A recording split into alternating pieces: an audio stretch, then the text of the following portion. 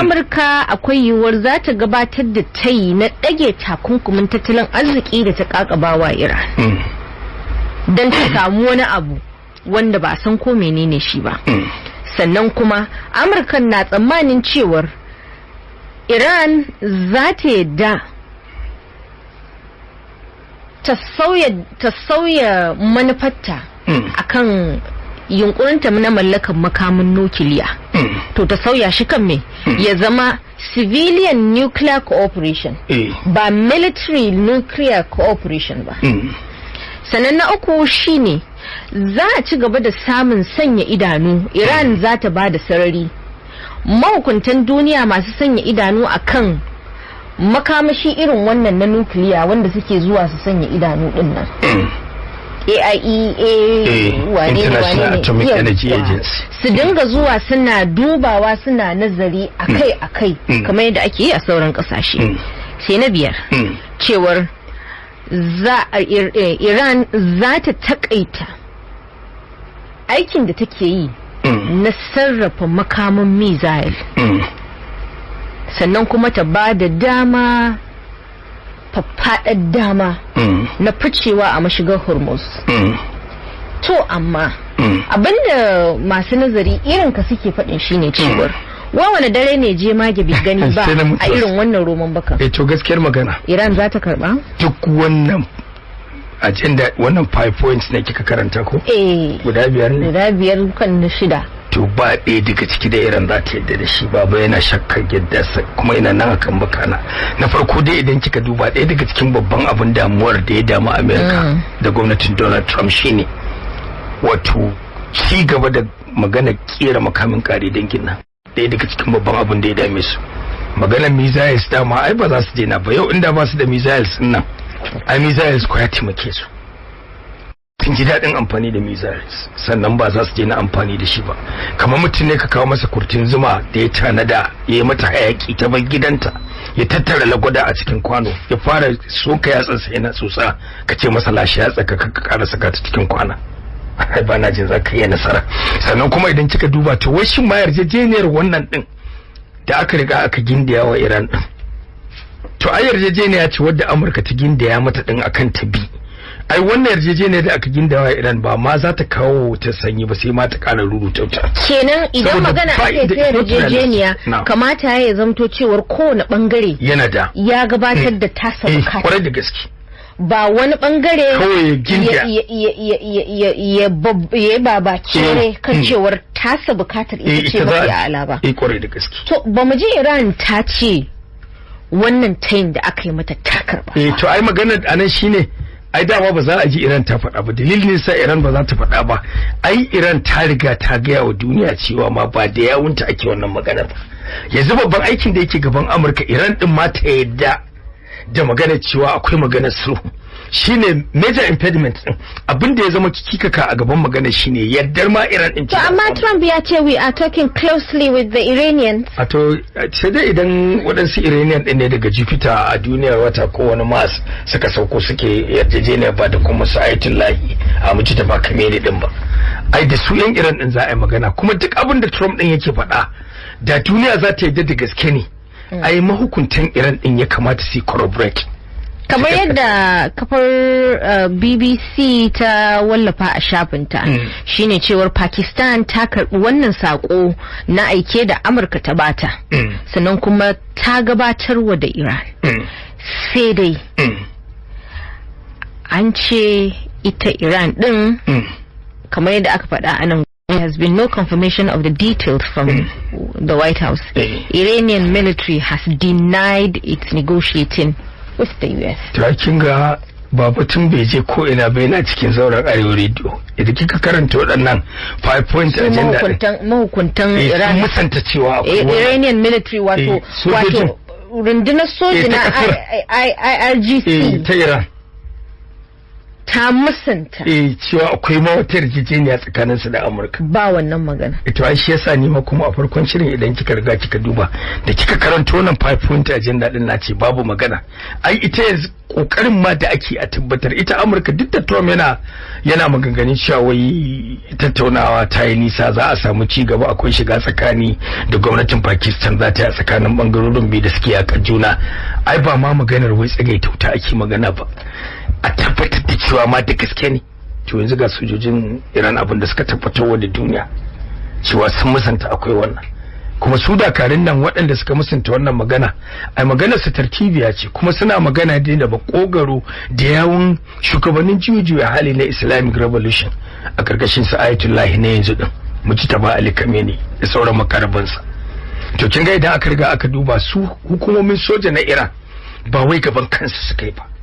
Duk wani abu da za su bada ko denial ko confirmation ko amincewa ko rashin amincewa ba za su yi gaban kansu ba sai da yawon su shugabannin addini spiritual leaders ba na Iran. To kin ga idan aka riga aka duba wannan magana ce kawai wadda ba ta yi bambanci da zaman shan shayi abinda bature ke cewa talking shop babu bambanci akai. Saboda haka duk wani abu da ake tunani yanzu za a yi maganar ma ita ce ai babban jan aikin amma lallashi mahukuntan Iran su yadda ma za a zauna ko su yadda zaman da ake da bakunan su da yadda sun ake. To amma kuma sun kore kowa shakka a yanzu cewa su sun musanta ma cewa ba su ma san akwai zaman yarjejeniyar tsagaita wuta ba kuma daga hukumomin sojan Iran kuma su ne suke kai wannan farmaki kuma su suke amfani da makamai masu linzami suke rusau a wasu daga cikin manyan biranen ita Isra'ila irin su Tel Aviv da irin su Jerusalem.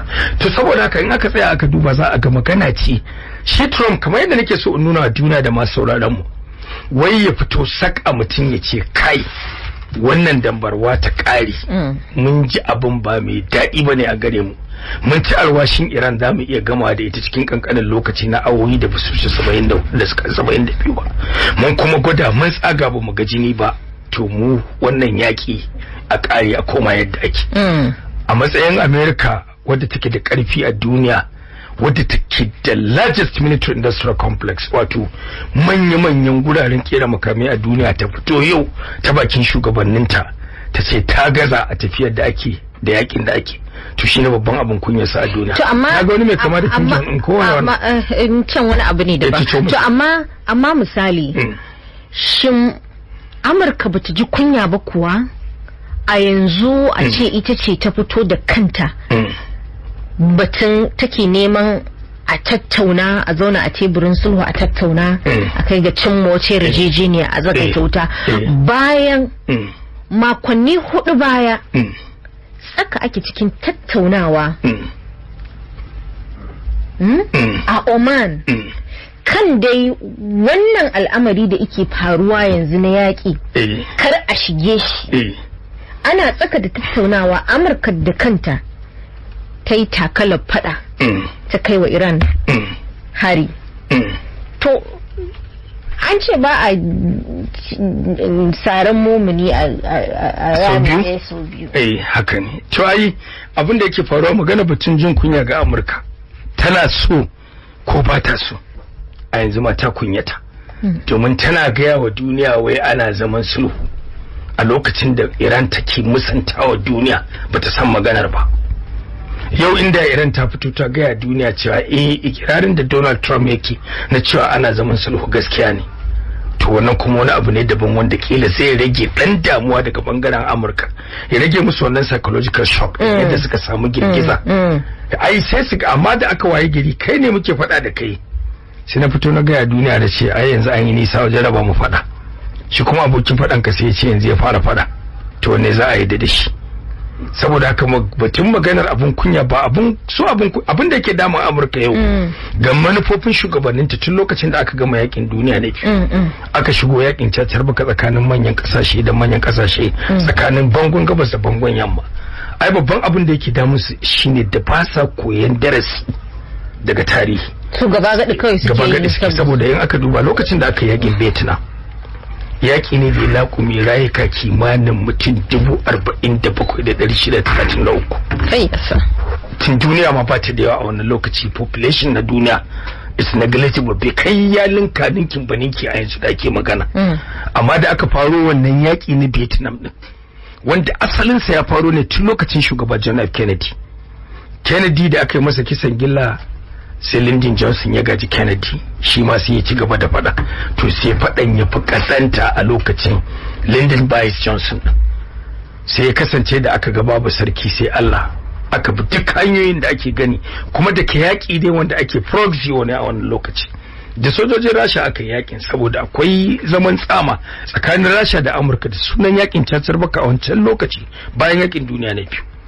To abubuwa ne da suke faruwa a wannan lokacin, aka ga abubuwa babu nasara, sai da ya kasance cewa Johnson ya canja jami'an tsaronsa da kwamandojinsu da suke theater of conflict a wannan lokacin a Vietnam din kusan sau 13. To me yasa sanan barin kai aya ya kasance kuma duk labarurukan da hukumomin leƙen asirin ƙasa na CIA da haɗin gwiwar Mossad suke kawo Johnson sai ya kasance labari ne wanda yake highly exaggerated, akwai ƙarairayi, akwai ƙarin gishiri. Sai kuma jaridun Amurka da jaridun da suke aiki a wannan yankin, labarin kuma da suke bada graphic evidence da hujjoji ƙananan da suka bayyana ya samu sabani da labarin da hukumomin leƙen asirin ƙasa wanda Johnson ya ce kai yaudara ta ake. To daga ƙarshe bayan Richard Nixon ya zama shugaba sai ya ce ba zan gaji abinda Amurka za ta dinga asara ba tare da mun ga wata fa'ida ba. To a lokacin Richard Nixon aka sanya sojojin Amerika ta gudu ta balladanta kamar yadda ta yi a Afghanistan shekaru 22 ana afu guda da, amma daga ƙarshe ya aka sai da suka janye a lokacin Biden. To saboda haka wannan wasu abubuwa ne waɗanda yake da suna koyon darasi daga tarihi, fadawa irin wannan ibtila'in ba tare da duba fa'idar fadawa ba. Kuma kullum abin da yake faruwa sun yi dimuwa wajen gane me strategic objectives su, me bukatun su na kai tsaye, illa iyaka shi abin da Trump yake kallo amfani da karfi wajen kurari na ganin cewa a iya tsoratar da mahukuntan irin su ba da kai bori ya hau, ba su kasance kuma sun tabbata a wannan bigiran da ake ciki ba. Amma ko ba daɗe ko ba jima na faɗa a cikin wannan shiri, masu saurare na suna ji ba da fear of contradiction, sai an zo kadamin da abin kunya da Amurka take gudu na ta ce a dakatar da wannan yaƙi. To duk ƙarshe so masoman hauka zubar da yau an haukan hanya, kuma hakan sai ya tabbata.